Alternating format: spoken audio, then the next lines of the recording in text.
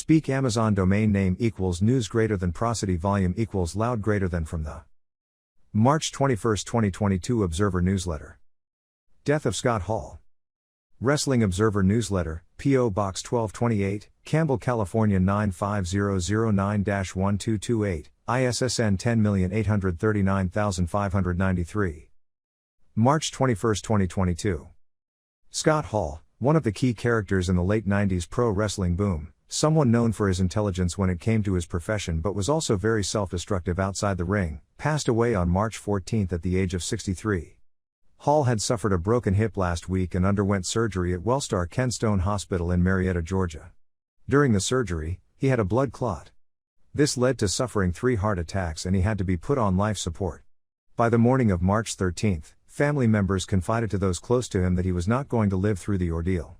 Family members and friends were alerted to come see him, or to say goodbye by phone when he was put on life support. At about noon Eastern Time the next day, he was taken off life support, where it would have taken a major miracle for him to survive. He passed away in the early evening. Perhaps because this wasn't a sudden death, but about 36 hours of people knowing the bad guy was fighting for his life, there were more general public questions and interest in this than any pro wrestler death in recent memory. On Monday, the single most searched term on the internet was Scott Hall, with more than 2 million searches. That number dwarfed the figures for better-known wrestlers who were considered bigger stars like Randy Savage, Roddy Piper, Dusty Rhodes, and Ultimate Warrior, whose deaths were more sudden as far as the public was aware. His closest friends knew this was coming, but it probably made it worse because there was nothing they could do about it. Sean Waltman noted that he called Hall a month ago to come out to stay with him because Hall had been deteriorating for the past 2 years due to drinking. The pandemic did him in, said Waltman. It was hard enough for him as it was, but he was isolated in his house with no social interaction. He was down to 210 pounds. We called Dallas Page, and he went over. It was really bad. When Hall fell and broke his hip, he was unable to move and was laying on the ground, unable to get to the phone.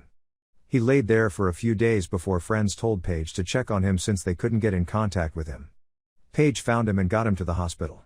While largely kept quiet, he was in bad shape the night before last year's WrestleMania for the NWO Hall of Fame induction, as he passed out in the bar, but no sold it the next night on stage. He was also in rough shape at an appearance late last year at the Stockton Comic-Con, and of late had not made bookings.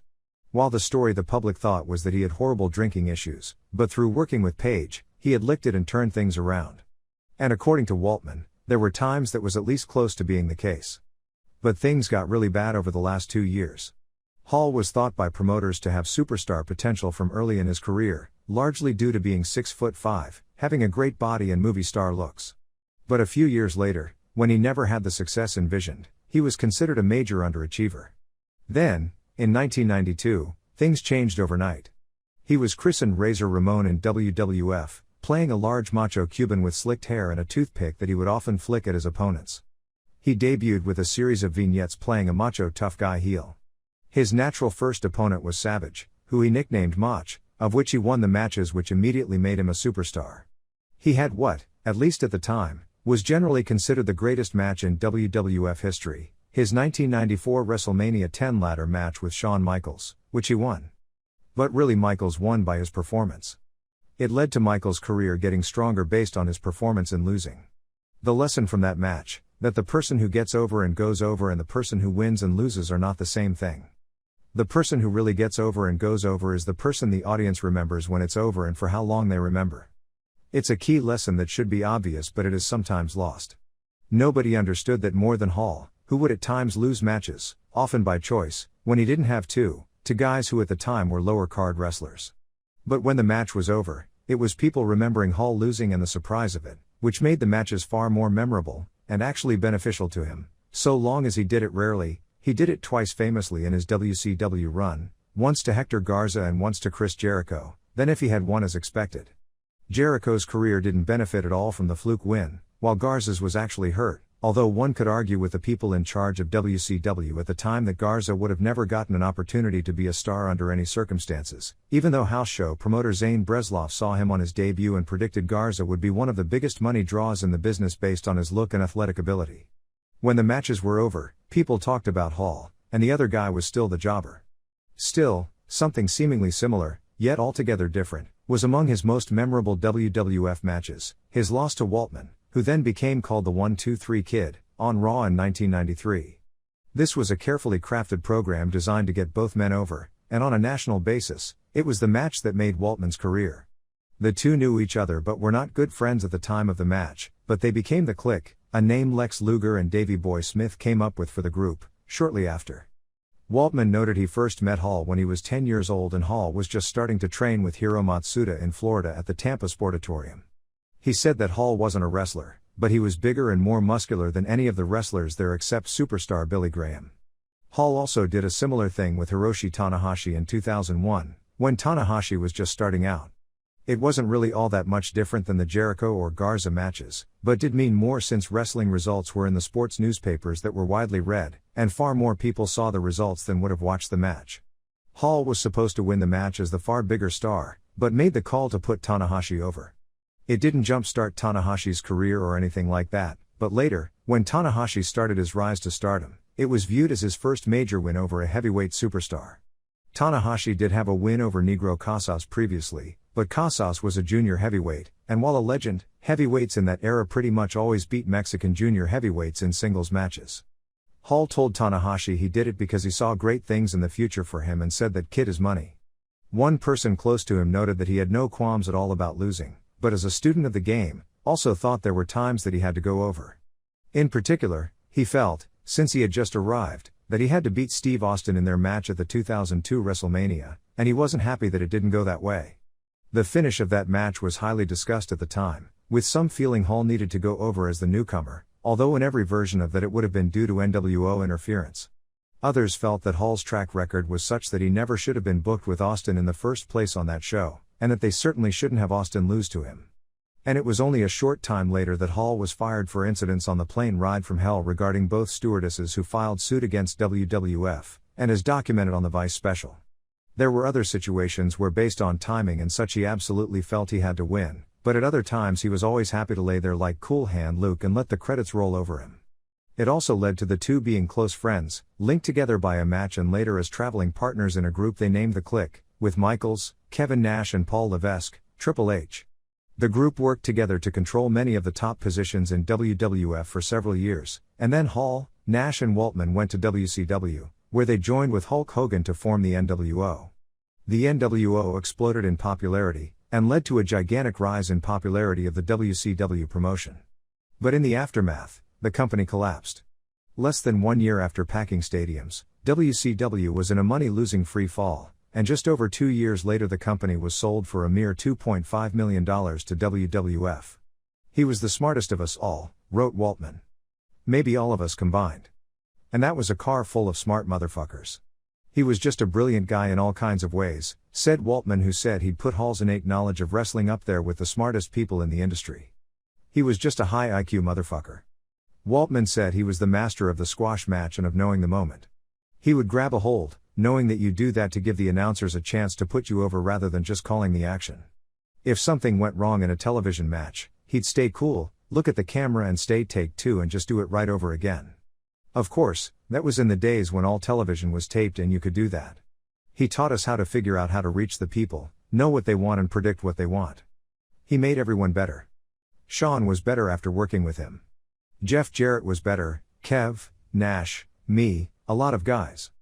Waltman also noted Hall was very good at picking who had the talent to make it and teaching and nurturing that talent. When he was sober, he also taught his friends how to treat the fans when they come to see you, to always go above and beyond to make them feel good. Waltman noted, for example, that when Will Hobbs was a young kid, Hall went above and beyond for him as a fan getting autographs and such, and he never forgot it. At first when the NWO was formed with Hogan, Nash, and Hall, and it was known Waltman would join the group, many were against it, feeling it watered down the group with three top superstars since Waltman was not considered nearly at their level of a star. But Hall and Nash explained his importance, noting that Waltman was the best wrestler of the four inside the ring and could make the matches more exciting than the other three. Waltman also could lose without hurting the invincible aura Hogan, Nash and Hall had at the start of the run. Waltman himself noted there was negativity from some about him joining the NWO at the time he did, but that nothing was going to stop it from happening. You never know how much you love someone until you can't anymore, said Nash, who was taking the loss hard. Friends of Hall noted that Nash had at times dropped everything to try and help Hall when he was battling drinking or drug issues that led to depression. Connon, even after a run in Mexico where he was one of the biggest draws in the business, would come to Hall for advice, and would talk of how he was the expert at making the television cameras work for you. He understood how to be unique and how to play to the camera in a way that few others fully grasped. He influenced a generation of wrestlers in the US, as well as being one of the wrestlers Chael Sonnen, one of the greatest pro wrestling style talkers in UFC history. Sonnen copied extensively from Hall, along with Len Denton, Roddy Piper, and superstar Billy Graham. In Japan, during the heyday of the Hustle promotion, its main star used Hall's ring name as Razor Ramon HG, Hard Gay, a spoof of the macho Razor Ramon used for someone who played an overt gay stereotype. I wasn't very close with Scott in his later years, but upon reflection, I can flash back to many happy and fun memories of the days when he was my friend, wrote Bret Hart. I think Scott carried many heavy crosses long before I ever knew him. He was a good friend to Owen, long before he became Razor Ramon. The two worked in New Japan and CWA in Germany and Austria together. Wrestling life can be so much fun, and at the same time, it can take all you have. I will always remember Scott in the better times with his cool, dry sense of humor while playing gently with my sons. We had many matches and he was a hard worker. I loved my matches with him at Royal Rumble, 1993 in Sacramento for the WWF title, and the first King of the Ring in 1993. I fondly look back on so many terrific matches he had with Owen, Davey Boy, Sean Waltman, and Shawn Michaels. We've lost so many wrestlers from my era, and this is just one more to a list that's far too long, Hart continued. I won't blame any one thing, but I do believe that if the days of wrestling 300 days a year had been kinder and more considerate, if we could have been home with our loved ones more, many of my old friends and brothers would still be here. I think Scott would smile to know that so many people really loved him and will truly miss him.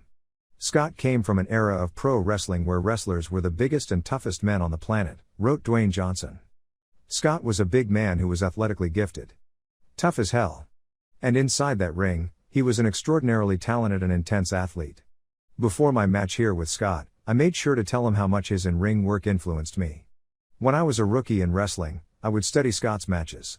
His style, intensity, crispness, and his excellent in-ring IQ and psychology. I studied his matches, frame by frame. Scott always felt he wasn't worthy of the afterlife, Nash wrote. Well, God, please have some gold-plated toothpicks for my brother. My life was enriched with his take on life. He wasn't perfect, but as he always said, the last perfect person to walk the planet they nailed to a cross. See you down the road, Scott. I couldn't love a human being any more than I do you. Before Hall's death, but when Nash recognized it was imminent and would end as soon as everyone got to say goodbye to him and they would take him off life support, Nash wrote, I'm going to lose the one person on this planet I've spent more of my life with than anyone else.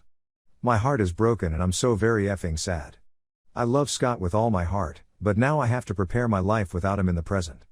I've been blessed to have a friend that took me at face value and I am. When we jumped to WCW, we didn't care who liked or hated us.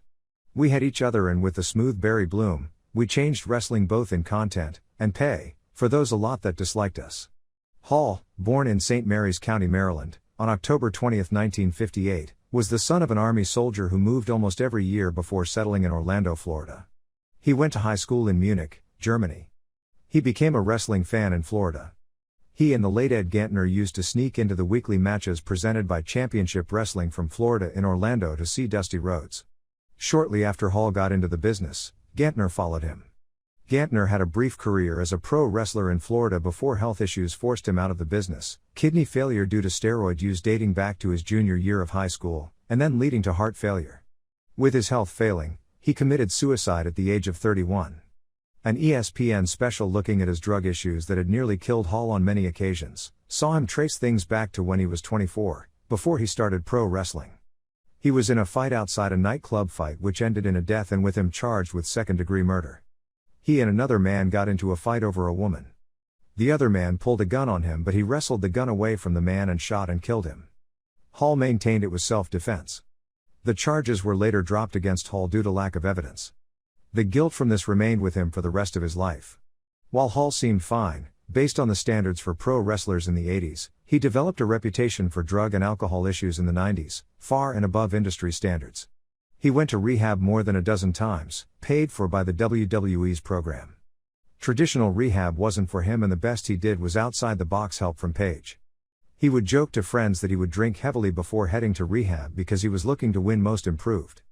He was suspended countless times and fired many times due to those issues and other legal issues.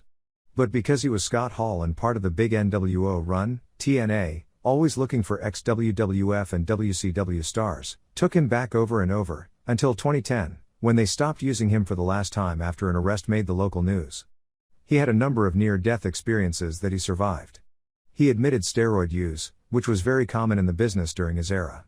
Waltman noted that Hall had incredible genetics and that during the period in WWF when testing was real, Hall didn't use any steroids, but he still looked like he did. He had heart issues many years earlier and had a pacemaker put in 2010. He needed a defibrillator at one point. He later had seizures and epilepsy. He had another heart scare in 2011. He was on a bad downward spiral until Diamond Dallas Page brought him into his home to try and get him sober in 2013. Page started a fundraising drive and raised $110,000 to pay for mental work and get him hip replacement surgery so he could start yoga training less painfully. The public story was that, similar to Jake Roberts, Page took someone in a dark place, brought him in to live with him and cleaned him up. And at times that was true, but for the most part, while he was certainly better off after 2013 than he was before it, he was always battling those demons, and more often than not they were winning. Those close to him said that wasn't as all as it appeared. He left the house and would stay with son Cody, who, at 6'7" with legitimate agility, seemed destined for stardom in Japan, but it didn't happen, and it was a constant cycle of him spiraling out of control until someone like Nash, or Chase and Rance, who owned the Team Vision dojo in Orlando that Hall often dropped by to teach at, got him out of his funk and then he'd go back in it. The bright spot is that he was never arrested after that point. In Orlando in that period, he often hung around with the Team Vision dojo crowd, like Larry Zbyszko, Rance, Jared Saint Laurent, MSL and MLW. I lived down the road from him, said Saint Laurent. We got in the habit for a few years of hanging out every day. He was living alone in that big mansion and wasn't really seeing his family. So we ended up in a routine of going to the gym together every day, getting lunch and just kind of bullshitting unless I had an indie booking to go to. Scott was a very complicated guy, I think. I met him at a point in his life where he just didn't care about himself anymore, but he still loved the business so much and really just loved helping others succeed. Zbyszko didn't want to say much, saying it was too personal, but said he thought Hall was a great guy and a great talent. Those close to them said Zbyszko always seemed more motivated and happier when Hall was around. Hall was the bigger star, but when they were together, Hall would always put Zbyszko over as a big star, and he liked to rib Zbyszko over his love of Bruno Sammartino. Hall trained for pro wrestling under Matsuda in Tampa. He and Danny Spivey started their careers together in 1984 as the American Starship. Hall was known as Starship Coyote and Spivey as Starship Eagle. Their first matches were at the October 2, 1984, television tapings in Spartanburg, South Carolina, debuting with a win over Jeff Sword and Paul Kelly. As everyone would be in that era, they were super green and really not ready, but you learned on the job back then. This was the period where Hulk Hogan and the Road Warriors were the kings, and everyone was looking for big, muscular guys with the idea they could be the next guys to be taken out of the gym and be superstars because of what the public was buying. But they simply weren't ready to perform at the level fans in the Carolinas expected. They worked some prelims and the Crockett family gave them a second working on the grounds crew at Crockett Park in Charlotte, the home of the Charlotte Orioles minor league baseball team that the family owned and that Frances Crockett, Jim's sister, ran. They were sent to the Central States to get more experience. He used the name Scott Coyote Hall, and then came to the AWA in 1985. It was at this period when he was first talked about as being a future superstar of the business. He wasn't ready at the time, but Vern Gagne saw him as the guy who would carry the promotion in the future. Other promoters saw him as a diamond in the rough. He was big, but still clumsy at times in the ring. But the line I remember being told by one of the leading promoters of that era was that he was just as tall as Hogan, had a better body, was more athletic than Hogan, and he was better looking than Hogan. Of course, that was immaterial because at the time he didn't come close to having Hogan's charisma. Gagne had him named Magnum Scott Hall, not after the condoms but because Terry Allen was already a star as Magnum TA, with that name being taken from Tom Selleck's role in the television show Magnum P.I. Gagne quickly tried to hide his in-ring weakness by teaming him with Kurt Hennig, the most talented younger wrestler in his promotion. The idea was that Hennig would carry the matches, do the selling, and Hall would get the comebacks and glory spots. The idea is to do the team until Hall was ready to go on his own, and become world champion. Hall and Hennig won the AWA World Tag Team titles from Jimmy Garvin and Steve Regal, not William Regal but the original Steve Regal from Indiana, on January 18, 1986, in Albuquerque, New Mexico. They lost the titles to Buddy Rose and Doug Summers on May 17, 1986, due to interference from Colonel De Beers, Ed Wiskoski. As it turned out, the tag team got Hennig over more than Hall, and he ended up as the guy who would win the AWA title. The AWA was dying and Hall left in January 1987. Hall took a WWF tryout in August, but they decided against signing him. He went to the Aswa, where he actually fit in great. The Aswa used mostly shorter wrestlers. And it always had a high percentage of women fans. The top babyfaces, seemingly forever, were Jerry Lawler, who was maybe 5'10" and 37, and Bill Dundee, who was closer to 5'5" and 44.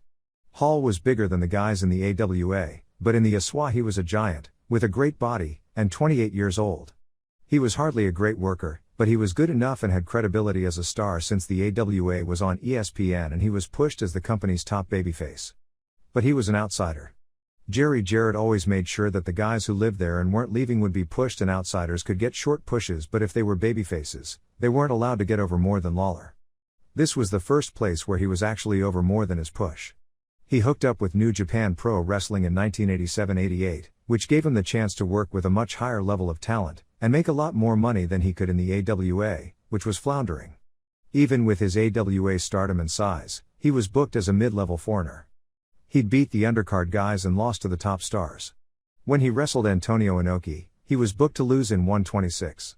In the 1987 IWGP tournament, the forerunner to the G1 tournament, he placed 7th behind Inoki, Yoshiaki Fujiwara, Konga the Barbarian, Masa Saito, Kengo Kimura, and Hacksaw Higgins. In that year's tag team tournament, Hall and Seiji Sakaguchi placed 4th behind Inoki and Dick Murdoch, Tatsumi Fujinami and Kengo Kimura and Masa Saito and Fujiwara. In 1988, when the annual tag tournament was changed to trios, Hall and Murdoch and Bob Orton lost in the semifinals to eventual winners Inoki and Riki Choshu and Kantaro Hoshino.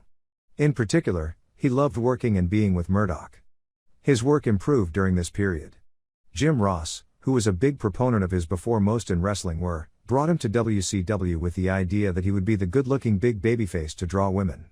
He became Scott Gator Hall, doing vignettes similar to how Jerry Jarrett marketed the Fabulous Ones, swimming, hanging out on the beach, and playing volleyball. But even with the push, at the house shows, he just didn't click and was used more as a babyface with credibility who would lose to the top heels clean. Less than 6 months after he debuted, he was gone again. He began touring internationally, working again for New Japan Pro Wrestling. He also wrestled for the CWA during this period, using the name Texas Scott as a cowboy. At the 1990 Catch Cup, he lost in the finals to the Soul Taker, Charles Godfather Wright. He would tell friends he loved the CWA caravan lifestyle and became good friends with Wright and Owen Hart at the time. He won his first singles title in Cabo Rojo, Puerto Rico, beating Miguel Perez Jr. on March 3, 1991, to become the Caribbean champion. But it was short-lived, as WCW wanted him back, so he lost to Super Medico III, Jose Estrada Jr., on April 20, 1991, in Aguadilla. He returned to WCW a week later as the Diamond Stud. Some of his Razor Ramone character, such as the slicked hair and the toothpick, and his finisher, the Diamond Death Drop, which later became the Razor's Edge, Outsider's Edge, and in recent years, the Bad Luck Fall, from Bad Luck Fall I, came from this period. The Diamond name came because he was managed by Diamond Dallas Page. The idea was also to copy Rick Rude's mannerisms from WWF as being a guy who women fawned over. He was basically a mid-card heel, who started off with a push but then started losing most of the time. As Diamond Stud, he was there to look big and be a stud, with Page doing all the talking. His first wrestling connection with Kevin Nash was here. Page managed a group called the Diamond Mine, consisting of Scotty Flamingo, who later became Raven, Diamond Stud, and Vinny Vegas, Nash. He left for WWF, where he did a character based on Tony Montana from Scarface. Say Hello to the Bad Guy came from the movie line Say Goodnight to the Bad Guy. The idea was Hall's, but he later said when he pitched it to Pat Patterson and Vince McMahon, he was only joking. He did lines from the movie that neither McMahon nor Patterson had seen, or had ever heard of. He talked with a Cuban accent. He came up with vignettes based on scenes from the movie, like driving around South Florida in a convertible. Since neither knew or had seen or had any knowledge of any of this, and he was coming up with all these ideas. They believed he was a creative genius. They came up with the name Razor, but wanted a last name. Hall asked Tito Santana for a Latino-sounding name that started with an R, and Santana came up with Ramone. He started out feuding with Savage. Savage was WWE champion and defending on September 1, 1992, against Ric Flair. Ramone attacked Savage, which led to Flair winning the title, to build up a Survivor Series main event of Savage and Ultimate Warrior vs. Flair and Ramone. It was a huge position to be put in, as Hogan had left the company because he had become a magnet for bad publicity regarding the steroid scandal going on. Warrior was brought back to be the top star, but he was fired before the match when McMahon found that he was using growth hormone to get around steroid testing. An angle was created to split up Flair and Mr. Perfect, so Perfect and Savage beat Flair and Ramone via DQ. Ramone was in the WWF title match at the 1993 Royal Rumble, losing to Hart's Sharpshooter. He started a babyface turn after losing to Waltman on the May 17, 1993, episode of Raw. After losing, he started to gain respect for the 1-2-3 Kid, and Ted DiBiase, who was leaving for All Japan, started making fun of how Ramone had lost to Kid. Ramone went babyface and beat DiBiase at SummerSlam. Hall and Waltman became good friends after doing the angle. Hall had seen Waltman in the Global Wrestling Federation and liked his work, and was totally on board to do the angle. After the angle, Hall liked him even more as a worker and took him on like a protege to teach him aspects of the business Waltman didn't know about. The feud with Michaels came when Michaels was Intercontinental Champion, and then suspended over a drug test. A battle royal was held on Raw to come down to two men, Ramone and Rick Martel, who wrestled the next week for the vacant title, which Ramone won and became champion. Michaels returned and claimed he was the rightful champion. They wrestled for months at house shows. During that period they had 9 ladder matches at different shows. The matches were not the spectacles that the WrestleMania match was, but they were much better than matches at WWF house shows were at the time. The March 20, 1994, WrestleMania ladder match became one of the most legendary matches of the modern era. While many today would say the Bret Hart vs. Owen Hart match on the show was better, since it was a high-class technical match while the ladder match was an incredible stunt show performance by Michaels, at the time that was not the prevailing view. Still, they were arguably the two best WrestleMania matches up to that point in time, both on the same show. Michaels vs. Ramone was voted Match of the Year for 1994 by Observer readers. In time, because wrestlers later elevated the ladder match to more of an art form and had bigger stunts, it's now seen as a gimmick match that has been topped. It was notable because of the competition in what ended up a 4-match race, with a Mitsuharu Misawa vs. Toshiaki Kawada match at Budokan Hall, which many people to this day swear is the greatest match of all time. Great Sasuke vs. Chris Benoit in the finals of the legendary first Super J Cup. And the AAA When Worlds Collide main event of Love Machine and Eddie Guerrero vs. El Hijo del Santo and Octagon at the Los Angeles Sports Arena.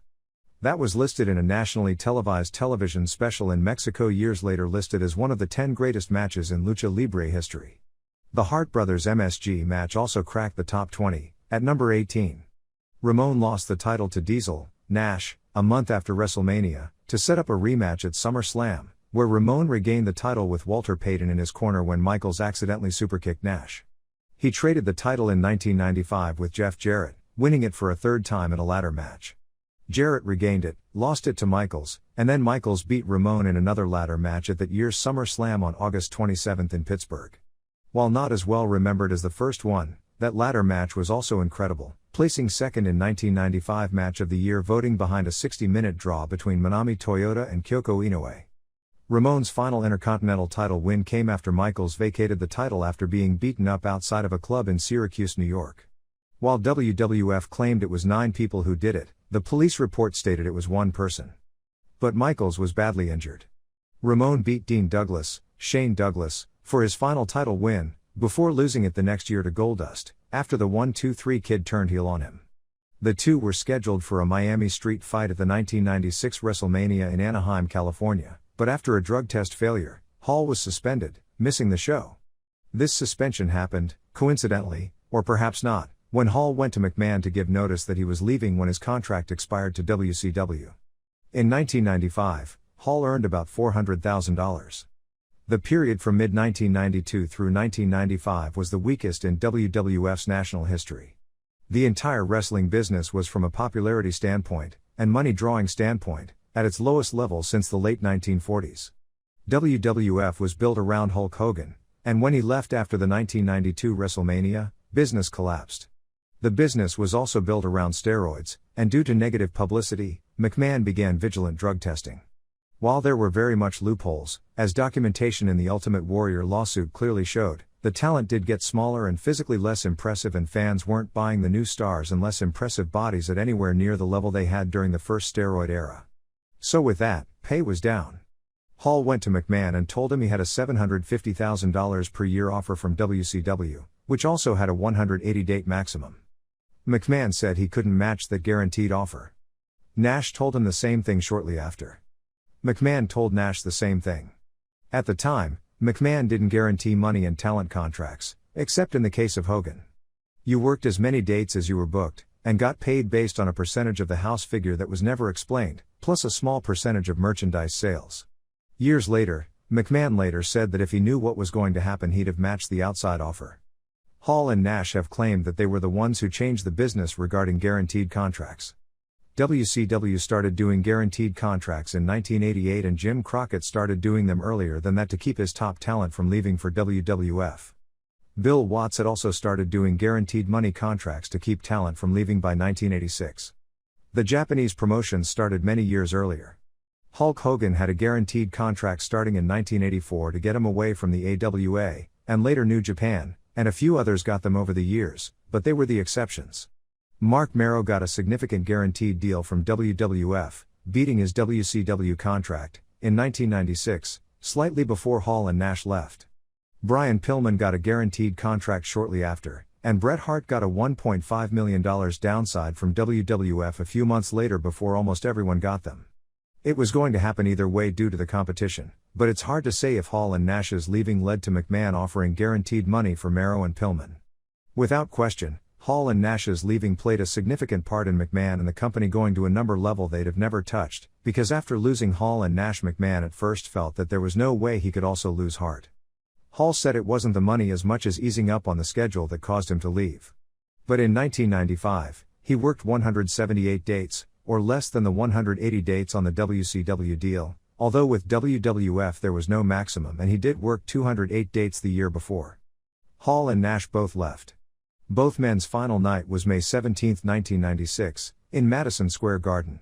The show drew 17,000 fans, with 14,824 paid and $299,596.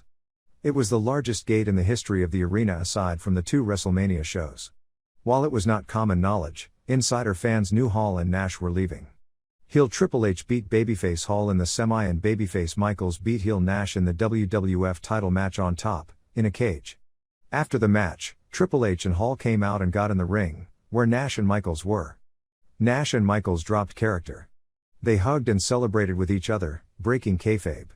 While far more was made of it years later, as at the time it was only known about by the fans in MSG and in newsletters, so only a tiny percentage of fans were even aware of this, it was breaking of kayfabe, and a number of executives in the company were furious that guys who were feuding on television and just had grudge matches against each other were acting like friends not only in public, but in front of the fans on stage in the company's best drawing arena. And in actuality, while some fans in the arena were amused by it, it wasn't all that big a deal, and in the newsletter world, it was hardly covered as something big, at all. It was briefly mentioned that it happened and was unusual, and there were those in the WWF office and older wrestlers in the company who were furious. But its impact on the fans or being a big deal at the time was so grossly overstated in history that it was comical. Everyone knew it was a show, and it wasn't all that much of a secret that the four were friends, worked together to push their agendas, and that the Click era was ending. While Nash's first full year in WCW was $752,576 in salary, and he made a lot more than that in future years, basically what he told McMahon, Hall's first full year, 1997, well after the formation of the NWO, was $664,948 in salary and $669,480 including merchandise money, working 138 dates. Hall's original contract was changed on January 1, 1997, when he signed a 5-year deal, with a no-cut clause, that would peak at $1,450,000 in 2000 and $1,625,000 in 2001. But he was suspended so often he never made close to that, and the company folded early in 2001. His best year in WCW was 1998, where he earned $1,373,737 in salary and $1,423,194 with merchandise money on 192 dates. His 1999 earnings were $771,758 salary and $848,127 in total with merch money, and in 2000 he earned $815,334 in salary and $858,244 in total, even though he never was used by the company after February. The NWO era began on May 27, 1996. The Monday Night Wars had started the prior September, and in the first 9 months, Raw and Nitro battled evenly. The first big move WCW made was expanding Nitro to 2 hours, giving them a 1-hour head start on Raw, which was still 1 hour. That was the show where, in the middle of a match, Hall showed up and said he and his friend, Nash, who came 2 weeks later since his contract expired after Hall's, were here and taking over. WCW attempted to run with a storyline that WWF had sent these guys over, but were immediately hit with legal threats. At first, the announcers never mentioned who the guys were, although everyone knew them from WWF. It wasn't for several weeks before, on the air, to quell legal threats, which didn't quell them since the lawsuit continued for years before being settled. Hall and Nash said on the air they were not representing WWF and were given their real names, as opposed to the idea that it was Diesel and Razor, which was the original insinuation. With 2 hours, and the NWO angle, along with a faster-paced and more modern show, along with bigger name talent and better talent, WCW won every Monday night rating battle until April 1998. Because some weeks there were preemptions and time changes due to sports, the streak lasted the infamous 83 shows. Hogan joined the group at Bash at the Beach, and called them the New World Order of Wrestling. This was later shortened to NWO, the heel invading group within a group, and the famous NWO music and commercials for merchandise paid for by the NWO. NWO t-shirts became the in thing. Even though there were a handful of NWO members and maybe 200 wrestlers under contract to WCW, somehow the NWO won every numbers battle and every war. Eric Bischoff then turned heel, joining the NWO, which was the forerunner to the Vince McMahon role as the heel authority figure. The irony, of course, is that it was WWF copying WCW and getting more risque, with DX in a sense being the NWO, and McMahon copying Bischoff's heel authority figure, and WWF paying $3.5 million for Mike Tyson, which WCW wouldn't match, after WCW had spent big money to outbid WWF for Dennis Rodman, that turned the tables of the war back to WWF less than 2 years later.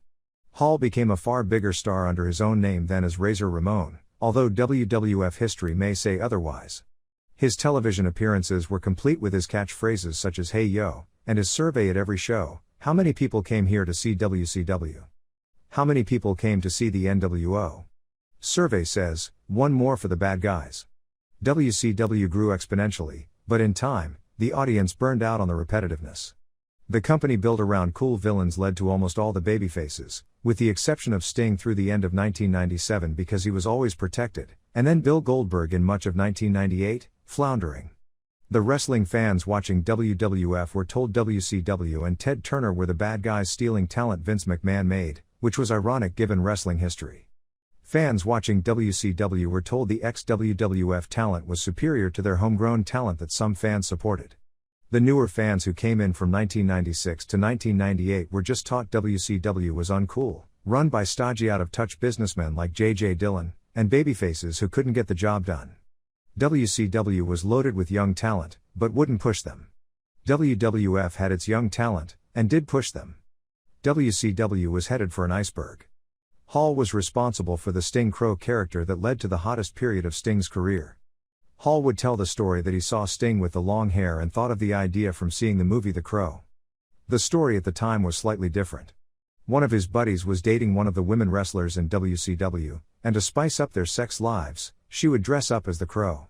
The story was that they were coming up with ideas for Sting, and Hall suggested Sting dress up like the woman wrestler, and Hall had no idea of the movie or anything past he thought it was cool look for Sting what the woman wrestler would dress up as. Hall went to rehab in early 1998 when he showed up loaded during a live Nitro. Hall turned on Nash when he returned. Hall played a role in the famous Hogan vs. Goldberg match, as the TV storyline was that Goldberg first had to beat Hall and keep his U.S. title on the July 6, 1998, Nitro before 41,412 fans at the Georgia Dome to get his shot at WWF champion Hogan. Goldberg beat both men and was on fire. Hogan blamed Hall for losing and called him the weak link. Hall and Nash feuded with each other and with Hogan, and then they all got back together. There were multiple NWO factions that were both aligned and not aligned depending on the week. Hall, disguised as a security guard, used a taser on Goldberg at the 1998 Starrcade, to lead to Nash pinning Goldberg with a power bomb to win the WCW title and end the Goldberg streak. While business stayed strong for a few more months, it was the beginning of the end for the company. Popularity declined throughout 1999, and in 2000, the company lost $62.3 million and was put for sale by Turner Broadcasting and sold in a fire sale. During his WCW run, he held the TV title once, beating Rick Steiner on November 21, 1999, in Toronto at the Mayhem PPV under Vince Russo, and then throwing the title in the garbage can the next week. The title was revived a few months later when Jim Duggan, in the role playing that he was a janitor, found it in the garbage can and started defending it as champion. He held the US twice. He first won it from Roddy Piper on February 21, 1999, at Super Brawl in Oakland, and was stripped of it during one of his many absences. He beat Bret Hart for it a second time on November 8, 1999, on an Indianapolis Nitro. He lost it to Chris Benoit on December 19, 1999, at Starrcade in Washington, D.C., very shortly before Benoit left the company for WWF. He held the WCW Tag Team title 7 times, 6 with Nash, as the Outsiders, and once with the Giant, Paul White. The Outsiders first won the titles from Harlem Heat on October 27, 1996, at Halloween Havoc in Las Vegas. They were pretty much perennial champions through May 17, 1998, which coincides with the period the promotion was on top in the ratings war, with title trades twice with Rick and Scott Steiner and once with the Giant and Lex Luger. On December 13, 1999, they had a 2-week run as champions beating Bret Hart and Bill Goldberg, but vacated the titles 2 weeks later due to an injury. He also held the ASWA title as Razor Ramon when WWF and ASWA were having a working agreement and WWF stars would go to Memphis and work usually with Lawler on Monday nights. He won the title on April 3, 1995, from Dundee, before losing to Lawler in May. He also held the WWC Universal title long after the high point of the promotion, as Razor Ramon on July 14, 2007, winning it in a 3-way over Carlito and Apollo on that year's Anniversario event. He came in 3 times as champion, with 2 matches with Eddie, Primo, and 1 with Orlando, Epico, He never lost the title as it was stripped when he didn't appear for 2 shows in mid-December as his drinking issues had gotten bad at the time. Hall worked a few ECW dates, and then blew off following up. He wrestled for New Japan in 2001, including losing to Keiji Muto for All Japan's Triple Crown when Muto was defending the title in both companies. It was during that period he put over Tanahashi, who was 2 years into his career. Hall came and went in TNA numerous times from 2002 to 2010. At times he was aligned with Waltman, and regularly with Nash, including a 2010 run as the Band. On May 4, 2010, at the TV tapings in Orlando, Hall, and Nash, as the Band, won their 7th and final tag team championship beating Matt Morgan, who at the time was doing a gimmick where he was tag team champion by himself. Eric Young was then added to the Band and they used the free bird rule to where all 3 were champions. 10 days after winning the titles, Hall was arrested and charged with disorderly conduct and resisting arrest when police were called to a bar in Chuluota, Florida, where the police report said Hall had been drinking heavily and when they arrived he was yelling and cursing at the bar staff and some local independent wrestlers. In his police statement, he claimed he was an unemployed pro wrestler, even though he held the TNA tag team titles at the time. A month later, the promotion released him for the final time. He did some wrestling through 2016. When Jeff Jarrett started Global Force Wrestling in 2015, he announced Hall as one of his top stars, but then 5 days later Hall was released. What was believed to be his last match was on June 17, 2016, beating Chuck Taylor for the DDT Ironman Heavy Metalweight title in Des Moines, Iowa for First Wrestling. He was divorced 3 times, twice from Dana Lee Bergio. The two had a very public split up. He had 2 children with Bergio, Cody, now 30, and Cassidy, 26. He had several arrests over the years as well as countless stories of issues, in almost every case, related to drinking. In 1998 he was arrested for groping a 56-year-old woman outside a hotel in Baton Rouge, Louisiana. In 2012 he was arrested, again in Chuluota, Florida, for a domestic disturbance involving his girlfriend at the time, who claimed Hall choked her while he was drunk, which he denied. The charges were later dropped due to insufficient evidence. Another arrest made national headlines because of the weird nature of it. Hall was part of a 2008 roast of the Iron Sheik. A comedian, Jimmy Graham, made a joke saying, after the Sheik and Hacksaw Jim Duggan got caught snorting coke in the parking lot, actually they were pulled over by the highway patrol in a car, his career fell faster than Owen Hart. Hall, who was friends with Owen Hart, went after Graham, knocking down a podium to try and get at him, and grabbed the mic saying that joke was disrespectful. In both WCW and TNA they did angles based on his drinking issues, and in WCW on television he was given the nickname Last Call Scott Hall. At times he was called the greatest wrestler never to win the world title, which means ignoring the Aswa and WWC versions. The phrase came from Lee Marshall billing him as that in WCW, and it was one of those things said so often that people took it as true. Certainly, in today's everyone gets their turn WWE, a star of his caliber would have gotten the title, and likely multiple times. Most likely in the pre-1984 pro wrestling world, a star of his level would have had little shot at winning one of the major world titles because so few ever got the chance. It's possible he could have won the WWA title when it was one of the big three or the AWA title in its early years, but the NWA and WWF titles were only held by a few people for years at a time. If he didn't have his issues, there is certainly the chance he would have won it in WCW, but for an NWO heel, he was always behind Hogan and Nash in the pecking order, largely because Hogan was Hogan and Nash was more vigilant than Hall in those situations. In 90s WWF, it wouldn't have been a major stretch for him to have a run, nor was it any surprise that he didn't. As far as greatest to never hold the world title, it's all a subjective argument based on what you consider a world title. The only modern era name that comes to mind that was at his peak definitely a bigger star who never held a major world title was Roddy Piper. If you only consider Big Three style world titles, someone like Argentina Rocca, Quebec, Johnny Valentine, NWF, and Wahoo McDaniel, Iwa Japan, would also come to mind. During the 70s, Valentine had that similar reputation as the greatest never to be world champion. He was also inducted into the WWE Hall of Fame twice, in 2014 as Razor Ramone and in 2020, along with Hogan, Nash and Waltman as the NWO group. /Prosody /Amazon domain /Speak